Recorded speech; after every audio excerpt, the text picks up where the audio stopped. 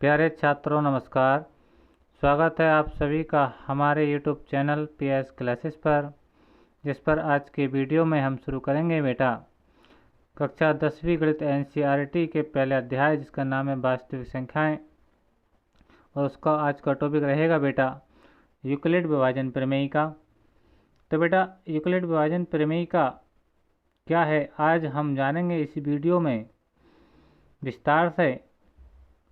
तो बेटा आज के वीडियो को विस्तार से बिना पॉज किए हुए पूरा देखिए, और मैं आशा करता हूँ कि यूक्लिड विभाजन प्रमेय का आपको इतना सरल विधि से समझाऊंगा कि आप भी सोचेंगे कि यूक्लिड विभाजन प्रमेय का वाकई बहुत आसान टॉपिक है।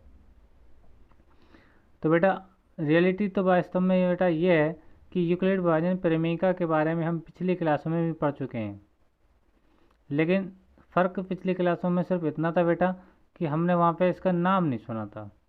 बस समझ रहे बेटा, यानी यूक्लिड विभाजन प्रमेय का से रिलेटिव क्वेश्चन हमने कक्षा 6, 7, 8 में भी सॉल्व किए हैं, लेकिन दरअसल वहाँ पे ऐसा कोई नाम नहीं सुना था। ठीक है, तो कहने का मतलब बेटा ये है कि यूक्लिड विभाजन प्रमेय को हम ऑलरेडी ही पिछली क्लासों में पढ़ चुके हैं। बस आज उस पढ़ाई के साथ साथ जो हमें पिछली क्लासों में पढ़ा है, और उसमें क्या है कि अब यहाँ पे एक नाम जोड़ दिया गया है यूक्लिड विभाजन प्रमेय का। यूक्लिड बेटा कौन थे, जिन्होंने इस प्रमेय का आविष्कार किया था।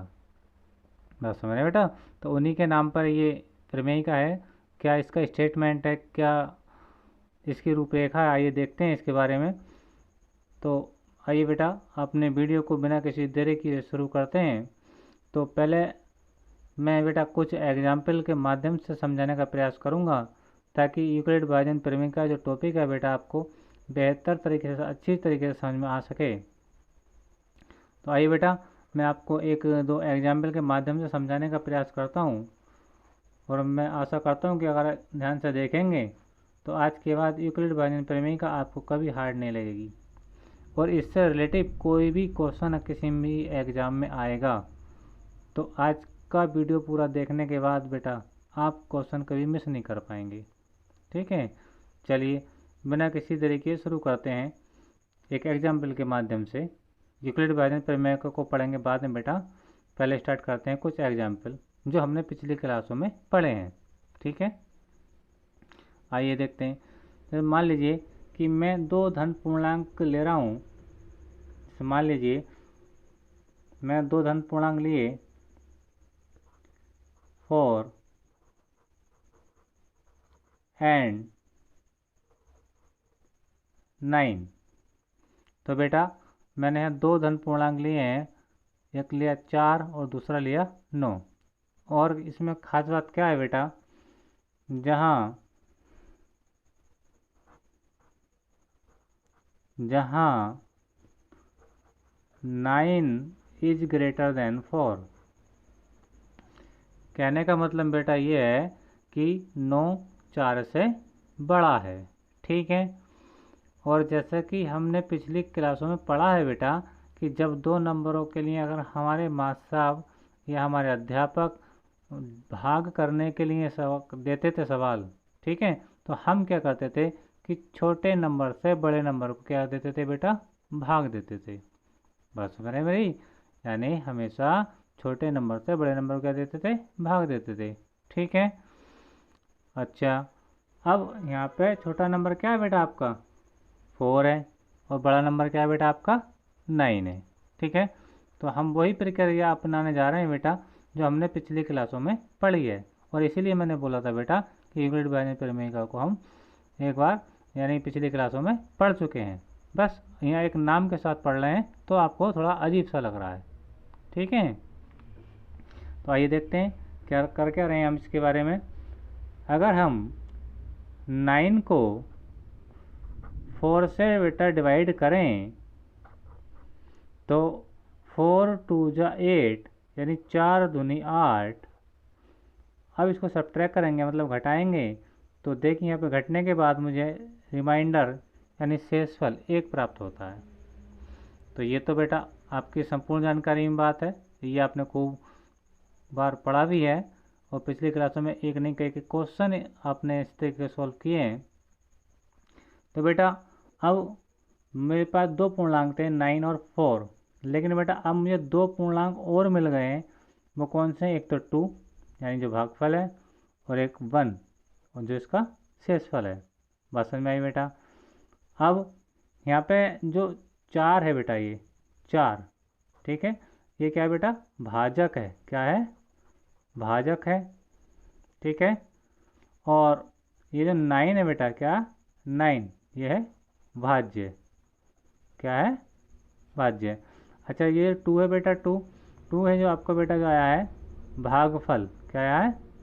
भागफल, ठीक है। और ये बेटा 1 है, ये आपका शेषफल। मैं शॉर्ट में लिख रहा हूँ, भागफल भी मैंने शॉर्ट में लिखा है, शेषफल भी मैंने शॉर्ट में लिखा है। तो बेटा इस चीज़ से एक रिलेशन बनता है, वो हमने पिछली क्लासों में पढ़ा है। वो क्या रिलेशन है, आइए बेटा डिस्कस करते हैं इस रिलेशन को।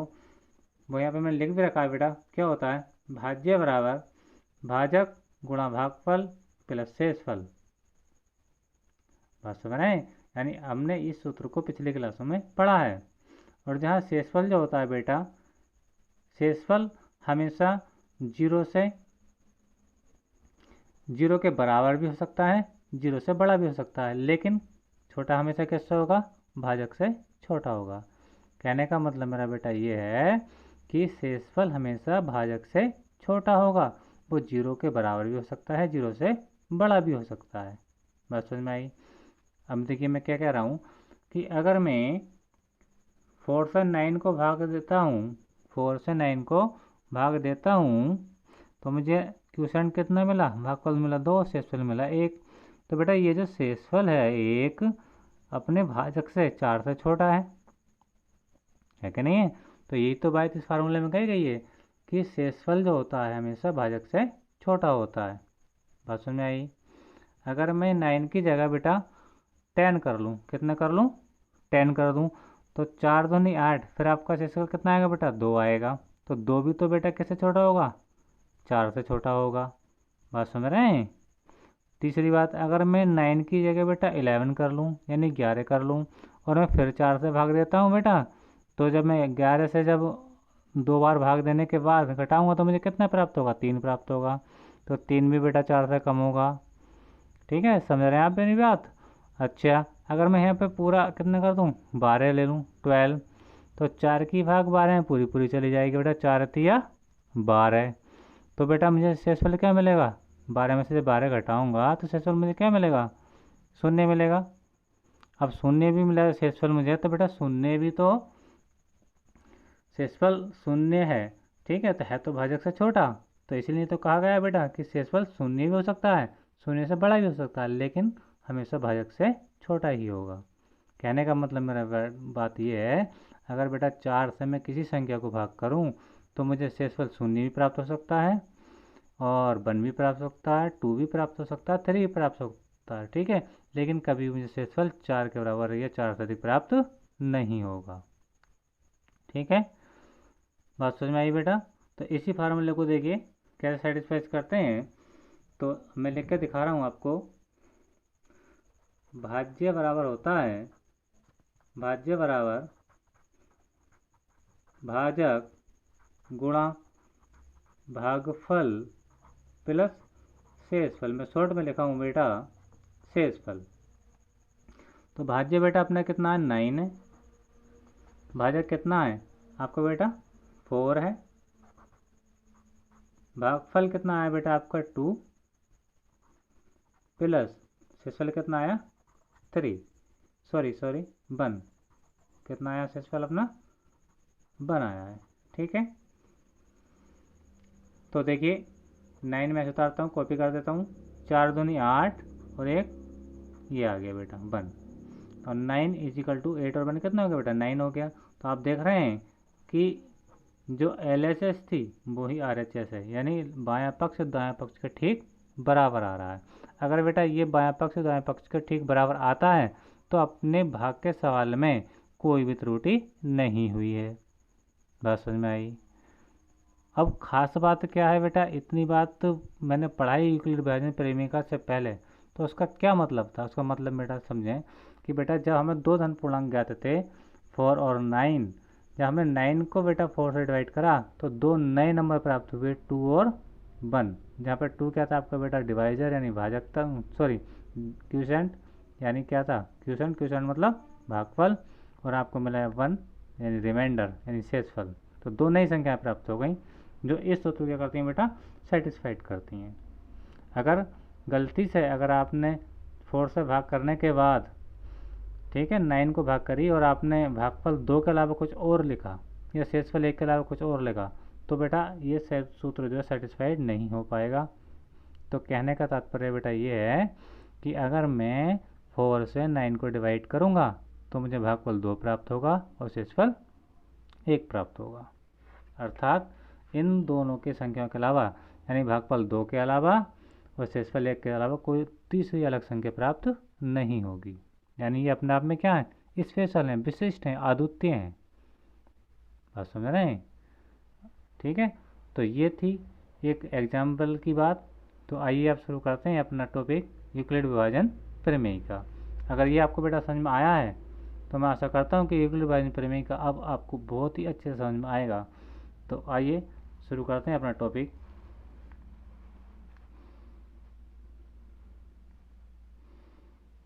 टॉपिक देखिए बेटा क्या है, यूक्लिड विभाजन प्रमेयिका।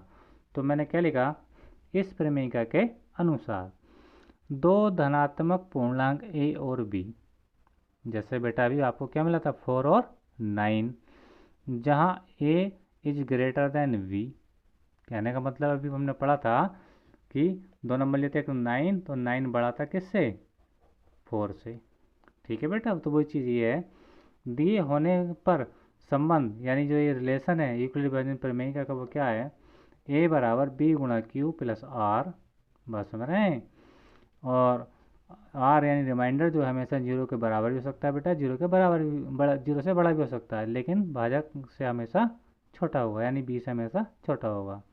यानी ए यहाँ पे क्या है बेटा, भाज्य है, बी क्या है, भाजक है, क्यू क्या है आपका, भागफल है, और आर क्या है बेटा आपका, शेषफल है।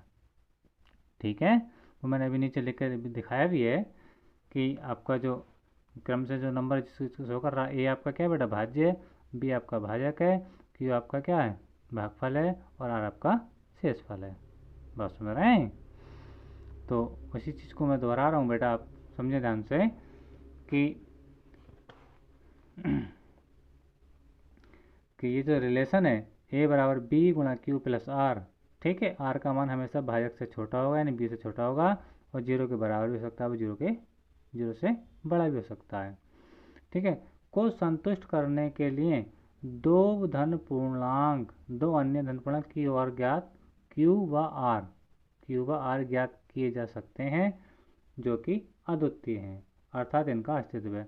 तो बेटा ये क्या स्टेटमेंट में कही गई ये बात, मैं अब आपको आसान शब्दों में समझा रहा हूँ, ये तो इसकी डेफिनेशन थी, ठीक है, ठीक, वो तो अब मैं इसको समझा रहा हूँ अच्छी तरीके से समझे, क्या ये जो लैंग्वेज है यानी ये जो भाषा लिखी गई है इसमें क्या कहने का प्रयास किया है, बस समझ रहे हैं, वो अब मैं समझा रहा हूँ आपको।